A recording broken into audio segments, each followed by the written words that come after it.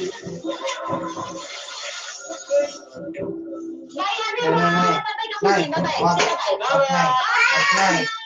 of course, sa ating pag-ending, okay, 1, 2, 3, and I'm so happy, so very happy. I've got the love of Jesus in my heart, and I'm happy, so very happy. I got the love of Jesus in my heart. I love Jesus in my heart. So happy, so very happy. I love Jesus in my heart. When did you decide na mag-ano kayo? Gumawa kayo ng drugs na mag-ina? Before the pandemic. Just before the pandemic, after writing a book. Close eyes na. Sige na. Close eyes na. Close eyes na. O yan eh. 7 ba? Kunay kasi. Seconds. I love you too. I just say to mom. I just say to mom.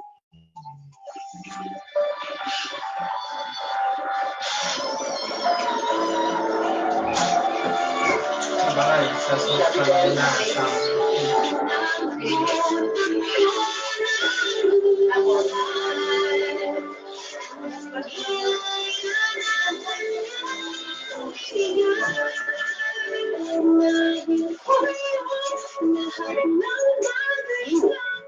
As an individual, your mother,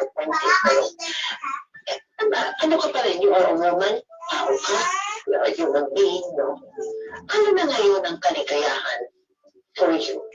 After this, or not after, but going through the journey with Quentin, nag-iba ba ang perspective mo of life, of things, of your wants, of your goals, of your dreams? Oh yes, nagbago.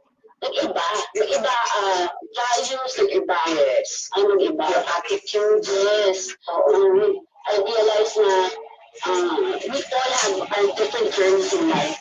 Yes. Everybody has a different journeys in life, and we cannot judge anyone.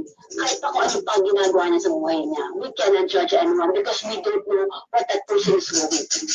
Sabi ko nga, I always say this, do not compete, do not conform, do not compare, so our life will be satisfied and content. Kasi kung makapag-compete ako, yung anak mo, yung Victoria, yung anak ko, most cheerful.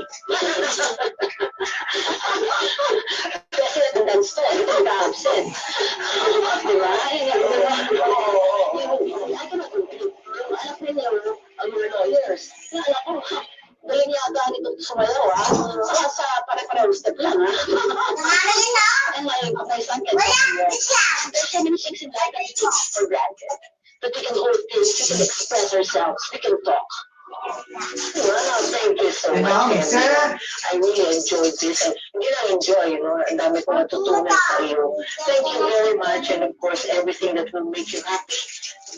Basta kailanman wishes that it will be given to you on a silver platter, including your dream for Quentin. Thank you very much. Maraming salamat, Ate. Pagkalang tayo pinapahala ni Candy, hindi lamang bilang isang mahusay na actress, kundi lalo na bilang isang dakilang ina ni Quentin. As a single mother, hindi biro ang isinasakripisyo ni Candy sa kanyang career at sariling kaligayahan para lamang matutukan at maprotektahan si Quentin sa masela at panghabang buhay na kondisyon nito. Kaya sa mga ina na patuloy na nagsasakripisyo at nakikipagsapalaran para sa pamilya, ang aming taus-pusong pagsaludo. Naway tayo ay patuloy na bigyanin ang malutong kalusugan at mapanatiling ligtas sa kapamakan. Ngayon, bukas at magpakailanman.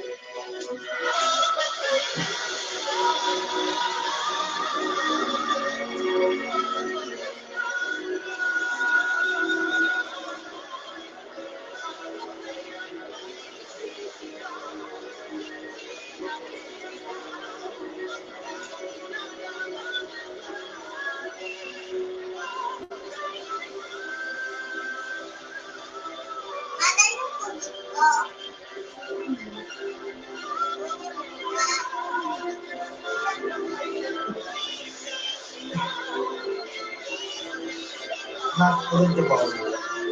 Mamaya na nga po. Eh, yan, hindi pa yung gas.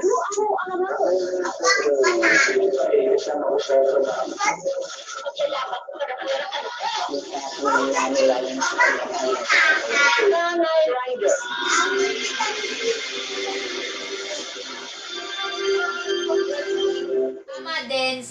Dance with my dance. Hi guys! Dance, Mga dance, ka-MPK, dance, dance. mag-subscribe na sa Magpakailanman YouTube channel, Magpakailanman Entertainment, i-like sa Facebook page, Magpakailanman Entertainment,